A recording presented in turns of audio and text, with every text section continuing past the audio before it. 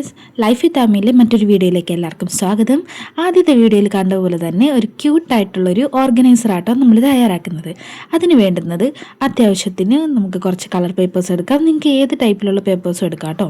പിന്നെ ഒരു ഫെവിക്കോൾ വേണം, സിസേഴ്സ് വേണമെങ്കിൽ മാത്രം നമുക്കൊരു സ്കെയിൽ എടുക്കാം മെഷറിങ്ങിനൊക്കെ. പിന്നെ ഈ വീഡിയോയിൽ കാണുന്ന പോലെ കാർട്ടൺ ബോക്സ് ഈ ഒരു ഷേപ്പിലാണെങ്കിൽ നമുക്ക് നല്ല ഭംഗിയായിട്ട് ഇത് ഉണ്ടാക്കി എടുക്കാൻ പറ്റും കേട്ടോ.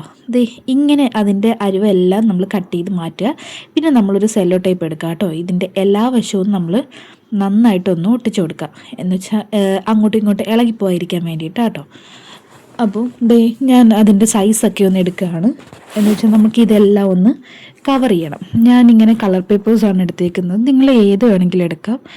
എന്തിന് സ്കൂളിൽ കൊണ്ടുവന്ന ബുക്കൊക്കെ കവർ ചെയ്യുന്ന പേപ്പർ വേണമെങ്കിലും നിങ്ങൾക്ക് എടുക്കാം.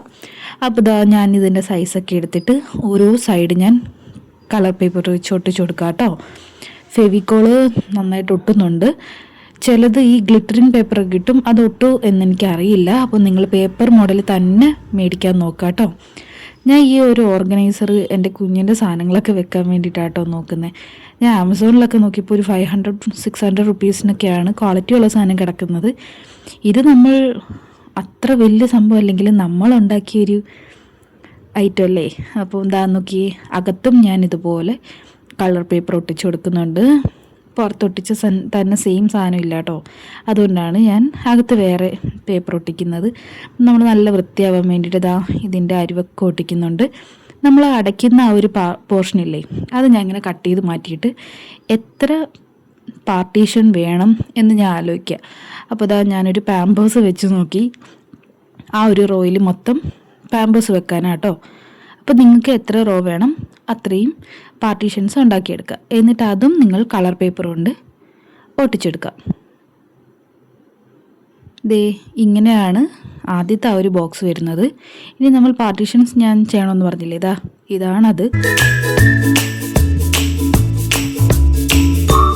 അതിൽ ആ ഒരു നീളമുള്ള പാർട്ടീഷൻ ഞാൻ അറിയാണ്ട് ചെയ്ത കേട്ടോ. ഒരെണ്ണം മതിയായിരുന്നു. അപ്പോൾ നമുക്കിതെല്ലാം ഒന്ന് സെറ്റ് ചെയ്ത് നോക്കാം.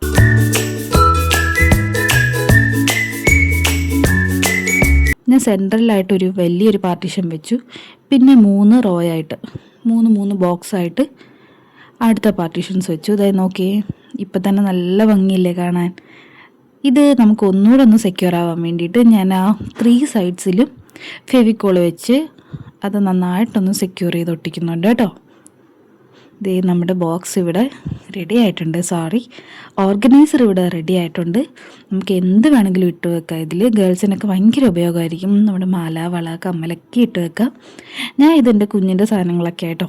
നല്ല ഡ്രൈ ആയിട്ട് നമുക്കിതിൽ ഐറ്റംസൊക്കെ വെക്കാം. നോക്കിക്കേ, കുഞ്ഞിൻ്റെ പാമ്പേഴ്സും ഹോസ്പിറ്റലിലെ സാധനങ്ങളും മെഡിസിൻസും എല്ലാം. നിങ്ങളെല്ലാവരും ഒന്ന് ട്രൈ ചെയ്ത് നോക്കണം കേട്ടോ. ബൈ.